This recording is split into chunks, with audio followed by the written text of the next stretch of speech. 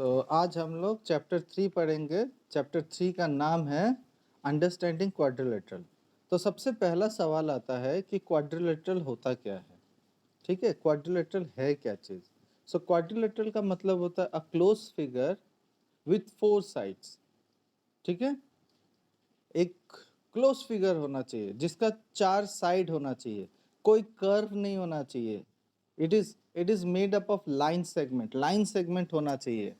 तो इसको हम लोग बोल सकते हैं, जैसे कि कोई भी एक क्वाड्रिलेटरल मान लेते हैं,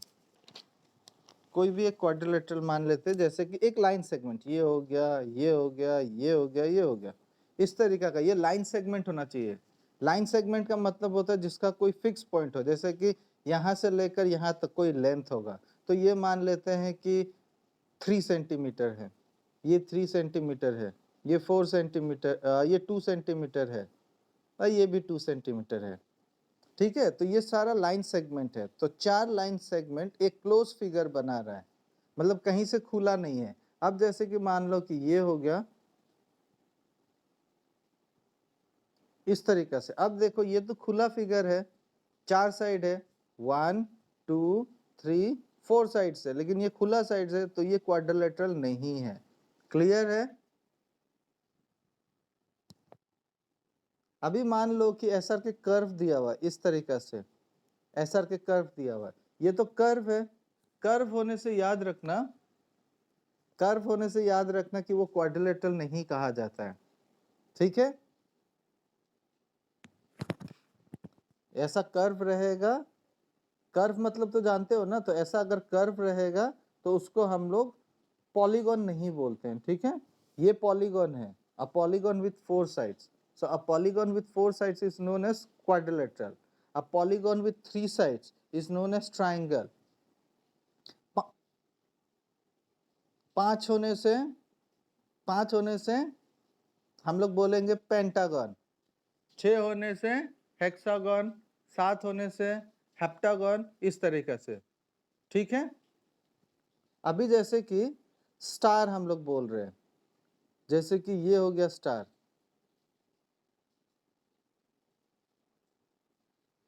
अलग अलग टाइप का स्टार होता है।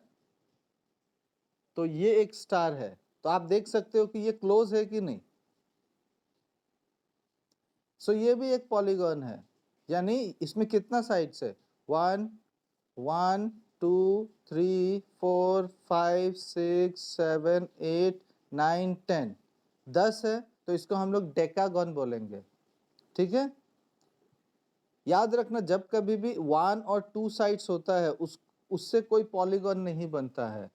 मैक्सिमम 3 साइड्स चाहिए होता कोई भी पॉलीगॉन बनाने के लिए। तो सबसे पहला सिंपलेस्ट जो है वो है ट्राइंगल, फिर क्वाड्रिलेटरल, फिर पेंटागन, फिर हेक्सागन, हेप्टागन, ऑक्टागन, नैनागन, डेकागन। ठीक है, इस तरीका से आगे बढ़ता जाता है। अब याद रखना special type of quadrilaterals are there, special types of polygons are there. अगर तीनों साइड सेम होता है, मान लीजिए कि आपके पास 3 साइड्स है और तीनों साइड अगर सेम है, so it will be termed as equilateral triangle. उसका एक अलग नाम है इक्विलेटरल ट्रायंगल। अगर 4 साइड है जिसका चारों का चारों साइड सेम है और हर एंगल भी सेम है अंदर का, तो उसको हम लोग बोलेंगे स्क्वायर। ठीक है, रेगुलर पॉलीगॉन, इसको हम लोग रेगुलर पॉलीगॉन बोलते हैं, जिसका हर एक साइड्स और हर एंगल सेम होगा। यानी इक्विलेटरल ट्रायंगल का ये 60 60 60 होता है और साइड सेम होता है। सो हम बोलेंगे कि ये रेगुलर पॉलीगॉन है विथ 3 साइड्स, सो इसका नाम है इक्विलेटरल ट्रायंगल। अगर 4 साइड हुआ और चारों साइड इक्वल है और हर एंगल भी इक्वल है, तो हम उसको बोलेंगे कि वो स्क्वायर है। उसका स्पेशल नाम है स्क्वायर। चारों साइड सेम है और हर एंगल भी सेम है, डेट इज अ स्क्वायर। ठीक है, अगर चारों साइड सेम होता एंगल अलग अलग होगा, चारों साइड सेम होगा एंगल अलग होगा, तो वो रेगुलर पॉलीगॉन नहीं है। ठीक है, ठीक, 5 साइड अगर सेम होगा तो उसको हम लोग बोलेंगे रेगुलर पेंटागन। 6 साइड होने से रेगुलर हेक्सागन, 7 साइड होने से रेगुलर हेप्टागन, वैसे ही रेगुलर वर्ड इस्तेमाल करेंगे, ठीक है, ठीक है।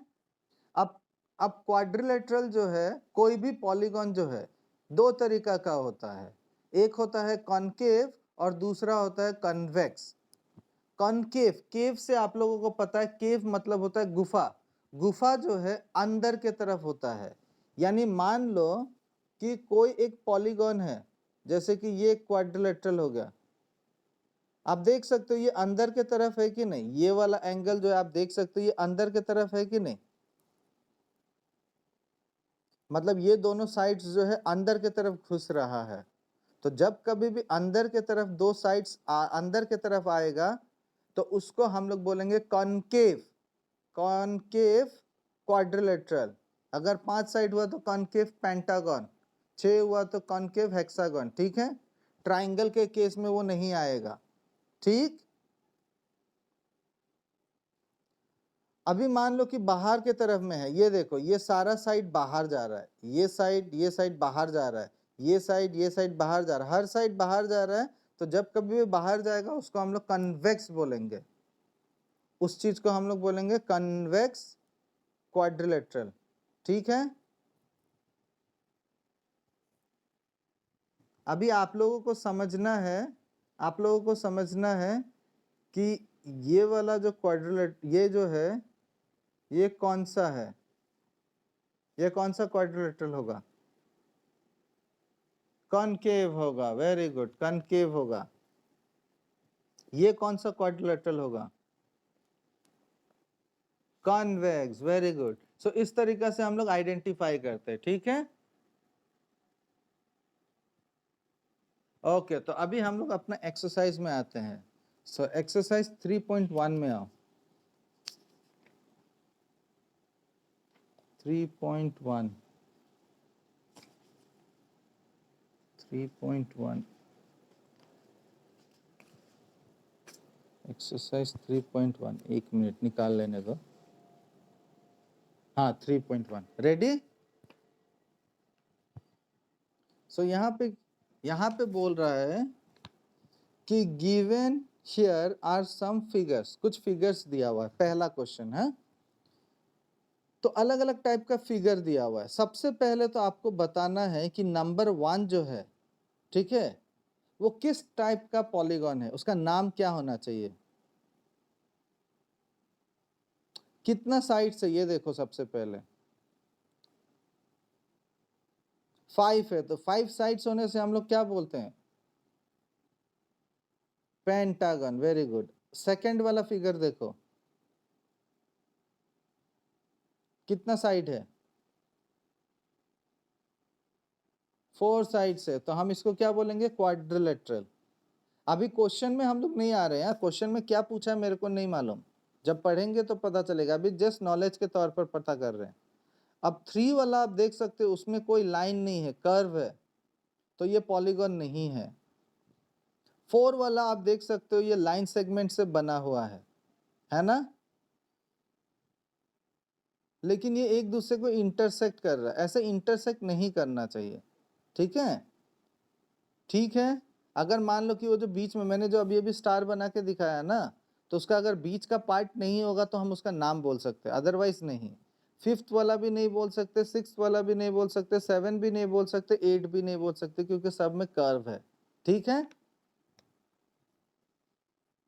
तो अभी क्वेश्चन में पूछ रहा है classify each of them on basis of the following, किस तरीका से क्लासिफाई करना है, सिंपल कर्व होना चाहिए, सिंपल कर्व, कर्व यानी कर्व होना चाहिए, ऐसा के कर्व होना चाहिए, ठीक है। तो कौन कौन सा में कर्व है देखो, सिंपल कर्व, हाँ हाँ 3, simple curve, simple curve, simple closed curve, polygon, convex polygon, concave polygon, ये सारा चीज बताना है, ठीक है। तो सबसे पहला हो गया सिंपल कर्व। तो सिंपल कर्व में आपका नंबर 5 आएगा, 3 आएगा, 5 आएगा, 6 आएगा, 7 आएगा और 8 आएगा। ये सब कर्व है तो, है कि नहीं?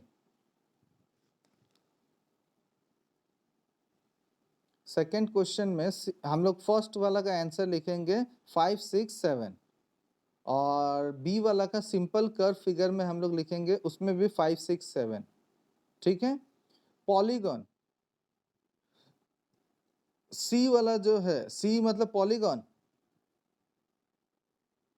पॉलीगॉन का जो आंसर होगा उसमें आप लिख सकते हो 1, 2 और 4, 1, 2 एंड 4। नंबर डी जो है वो है कन्वेक्स पॉलीगॉन। कन्वेक्स पॉलीगॉन कौन सा होगा? 2 होगा। और फिर लास्ट वाला कॉनकेव, कॉनकेव पॉलीगॉन 1 और 4। 4 में भी देखो अंदर की तरफ आ रहा है ना साइड्स, सो 1 और 4 होगा। ठीक है। अब नेक्स्ट क्वेश्चन नंबर 2 में देखो, how many diagonals does each of the following have? कितना डायगोनल्स है? ठीक है। तो इसका एक सिंपल सा तरीका होता है पहचानने का, एक फॉर्मूला है। ठीक है। कोई भी पॉलीगॉन का कितना डायगोनल्स होगा उसको पहचानने का एक फॉर्मूला है, और वो फॉर्मूला है नंबर ऑफ डायगोनल्स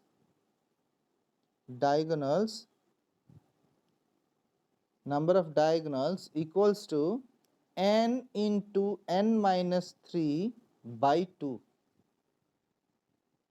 ये फॉर्मूला होता है, ये फॉर्मूला लिखो। नंबर ऑफ डायगोनल्स, अगर आपको कोई पूछता है कि कोई भी फिगर, ठीक है, कोई भी पॉलीगॉन में कितना डायगोनल्स होगा, तो ये सिंपल सा फॉर्मूला इस्तेमाल करके हम लोग बता सकते हैं। यहाँ पे हियर आप लोग नीचे में लिखोगे, हियर, नीचे से लिखो here n equals to number of sides, n equals to, here n equals to number of sides of a polygon, number of sides of a polygon। ठीक है। अब इसमें पता कैसे चले कि डायगोनल्स कौन सा होता है? ठीक है। तो ये देखो, जैसे कि हमने एक ट्राइंगल बना दिया, ठीक है, ट्राइंगल बना दिया, इसमें कितना साइड्स हैं? 3। तो फॉर्मूला के हिसाब से देखना, 3 ब्रैकेट 3 माइनस 3 बाई 2, 3 माइनस 3 कितना होता है? सो ये हो गया 3 इंटू 0 बाई 2, ये हो गया 0 बाई 2 मतलब 0, यानी ट्राइंगल में 0 डायगोनल्स होगा। क्यों 0 होगा? डायगोनल्स कैसे पता करते हैं, ध्यान देना। हम लोग जैसे कि ए, बी और सी मान लिया इसको, तो अगर हम लोग को डायगोनल निकालना है, मान लो कि ए का डायगोनल निकालना है, तो हम बी को भूल जाएंगे, उसके पास का कोई एक वर्टेक्स को भूल जाएंगे, दूसरा वाला वर्टेक्स में जाएंगे और ज्वाइन करेंगे, तो ये तो साइड से हो रहा है ना। समझ आया? ए का अगर हमको निकालना है तो बी को भूल जाएंगे, सी में जाएंगे, तो वो तो सी और ए को ज्वाइन करेंगे, तो वो तो साइड्स हो रहा है। अभी जैसे कि एक क्वाड्रिलेटरल है, ये क्वाड्रिलेटरल है, ये ए हो गया, ये बी हो गया, ये सी, ये डी। अभी हम लोगों को मान लो ए से ए का डायगोनल पता करना है, तो हम क्या करेंगे, ए से शुरू करें तो बी को भूल जाएंगे सी से, ये डायगोनल हो गया। समझ आया? अगर हम बी का पता करें तो बी से अगर हम स्टार्ट करेंगे तो सी को छोड़ेंगे, डी में जाएंगे, ये हो गया बी से लेकर डी तक। समझ आया?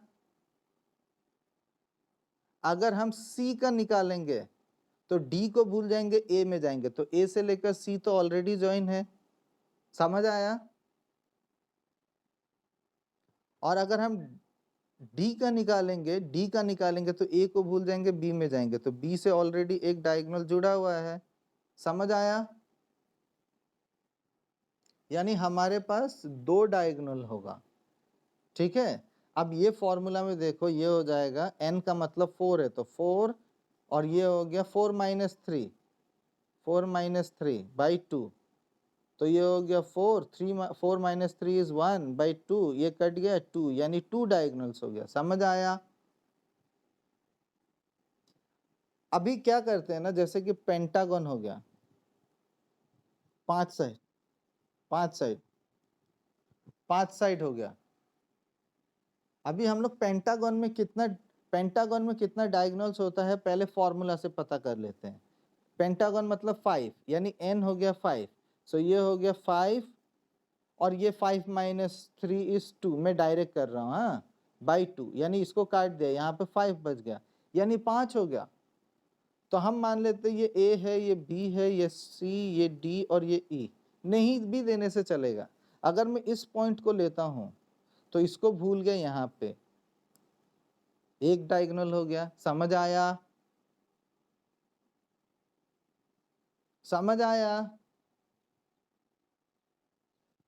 A से लिया तो हमने B को भूल गए, C में जाकर उसको ज्वाइन कर दिया। अभी B को लेंगे तो C को भूल जाएंगे, D से उसको ज्वाइन कर दिया। कितना हुआ? कितना डायगोनल हुआ? 2। अब C से लेंगे, D को भूल जाएंगे, E से ज्वाइन करेंगे। सीरियली जाने से गड़बड़ नहीं होगा, ठीक है? समझ आया? A से हमने लिया तो B को भूल गया, C से उसको ज्वाइन कर दिया। B को लिया तो C को भूल कर D से ज्वाइन कर दिया। C को लिया तो D को भूल कर E से ज्वाइन कर लिया।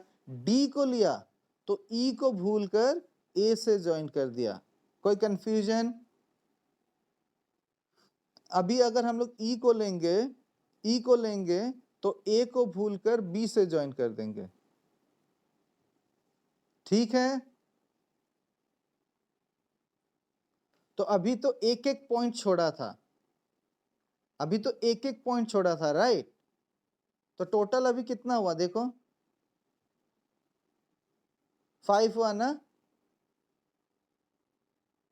इसमें 5 डायगोनल्स हुआ, तो ये रहा हमारा 5 निकला। अभी क्या करते हैं ना, जब 4 से ज्यादा साइड होता है ना, तो हम जब एक एक पॉइंट को छोड़कर ज्वाइन कर दिया, तो अब नेक्स्ट क्या करते हैं, दो दो पॉइंट को छोड़ेंगे। ए से शुरू किया, बी और सी को छोड़ेंगे, डी से ज्वाइन हो गया। ये देखो, हुआ नहीं हुआ? पहले एक एक पॉइंट छोड़ना है, फिर दो दो पॉइंट छोड़ना है, फिर तीन तीन पॉइंट छोड़ना है। तो ए से लिया, बी और सी को छोड़ दिया, डी से ज्वाइन हो गया। बी को लिया, सी और डी को छोड़ दिया, ई से ज्वाइन हो गया। फिर 3 पॉइंट, थर्ड पॉइंट को सी को लिया तो डी और ई को छोड़ दिया, ए से ज्वाइन हो गया। समझ आया? डी को लिया तो ई और ए को छोड़ दिया, बी से ज्वाइन हो गया। ई को लिया तो ए और बी को छोड़ दिया, सी से ज्वाइन हुआ। तो ओके है ही ऑलरेडी हमारे पास। अब 2 पॉइंट हो गया, अब 3 3 पॉइंट छोड़ो, 3 3 पॉइंट को छोड़ देना है। पहला ए से शुरू किया, 1 2 3 छोड़ दिया, ये रहा। तो ये तो साइड्स हो गया, तो ये नहीं हो सकता, यानी इस केस में सिर्फ 2 ही हमको छोड़ सकते हैं। समझ आया क्या बोला मैंने?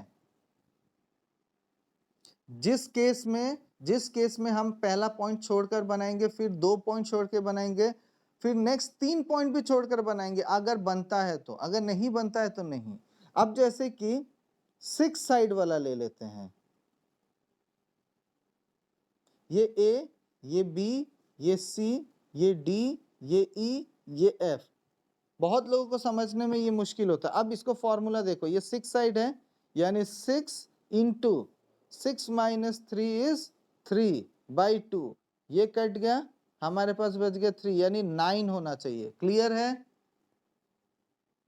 तो हम ए से जा रहे हैं, बी को भूल गए, सी के साथ ज्वाइन कर दिया। बी को लिया, आप लोग डायगोनल्स काउंट करते रहना। बी से ले रहे हैं, पहले ए से ले लिया, बी को छोड़ा, सी में ज्वाइन कर दिया। अभी बी को लेंगे तो सी को छोड़ दिया, डी में ज्वाइन कर दिया। सी को लिया तो डी को छोड़ दिया, ई में ज्वाइन कर दिया। डी को लिया तो ई को छोड़ दिया, एफ में ज्वाइन कर दिया। ई को लिया तो एफ को छोड़ दिया, ए में ज्वाइन कर दिया। समझ आया? कितना डायगोनल हुआ? 5 हुआ। अब F से E तक ले लिया, F को ले रहे हैं, सो F को लिया तो A को भूल गए, B से ज्वाइन कर दिया, कितना हुआ? 6 हुआ ना। अभी भी तो 3 बाकी है। अब क्या करेंगे, अब क्या करेंगे, दो दो पॉइंट भूल जाएंगे। A से शुरू किया, B को भूलेंगे, C को भूलेंगे, D से इसको ज्वाइन कर देंगे, समझ आया? 7 हो गया, ठीक है। अब B को लेंगे तो C को भूल गए, D को भूल गए, E से ज्वाइन करेंगे, समझ आ रहा है? अब C को लेंगे तो D और E को भूल जाएंगे, F से ज्वाइन करेंगे। 3 और हो गया कि नहीं? 7 था, 8 और 9 हो गया, 3 हुआ, यानी 9 डायगोनल्स हो गया। और नहीं बनेगा, चेक करो। तो हमने C को ले लिया था, अभी D को लेंगे। 1 2 भूल गए, A से तो जुड़ा ही हुआ है। E को लिया, 1 2 भूल गए, ये ज्वाइन कर दिया है। F को लिया, 1 2, C से ज्वाइन ऑलरेडी है, तो यानी सब हो गया। अब 3 3 को छोड़ेंगे, A से लिया, 1 2 3, 3 को छोड़ा, ये रहा जुड़ा हुआ है। B से लिया, 1 2 3, F से ये जुड़ा हुआ है। C को लिया, 1 2 3, A के साथ ये जुड़ा हुआ है ना। D को लिया, 1 2 3, ये B के साथ जुड़ा हुआ है। E को लिया, 1 2 3, E के साथ C जुड़ा हुआ है। F को लिया, 1 2 3, D से F जुड़ा हुआ है। अब सब हो गया, 3 पॉइंट भी हो गया। अब 4 पॉइंट को देखते हैं, 4 पॉइंट छोड़ने से क्या होगा। A से शुरू करते, 1 2 3 4, 4 पॉइंट छोड़ा तो F से ये आ रहा है, ये तो साइड्स हो गया, समझ आया? ये तो साइड्स हो गया। तो साइड्स होने का मतलब ये हुआ कि और डायगोनल्स नहीं बनेगा इसमें, यानी टोटल 9 हुआ। क्लियर है? घर में आप लोग हेप्टागोन ऑक्टागोन ये सब का चेक कर सकते हो, फॉर्मूला बनाकर चेक कर लेना कितना डायगोनल्स होगा, और फिर मैंने जो सिखाया उस तरीका से ट्राई करना, आसान हो जाएगा। बहुत लोगों को ये बनाना मुश्किल होता है, लेकिन अगर आप लोग मेरा टेक्निक इस्तेमाल करोगे कभी भी गलती नहीं होगा। क्लियर है? अब आप लोगों को डायग्राम बताना नहीं है कि कितना डायगोनल होगा, ड्रॉ नहीं करना है। क्वेश्चन में बोला है how many diagonals does each of the following have. आप लोग फॉर्मूला अप्लाई करो, आंसर निकालो। पहला वाला हो गया क्वाड्रिलेटरल, कन्वेक्स क्वाड्रिलेटरल, यानी साइड होगा 4।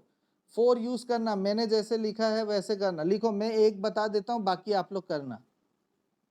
लिखो क्वेश्चन नंबर 2 का ए, लिखो कन्वेक्स क्वाड्रिलेटरल। क्वेश्चन नंबर 2 का ए लिखो कन्वेक्स क्वाड्रिलेटरल। लिखा?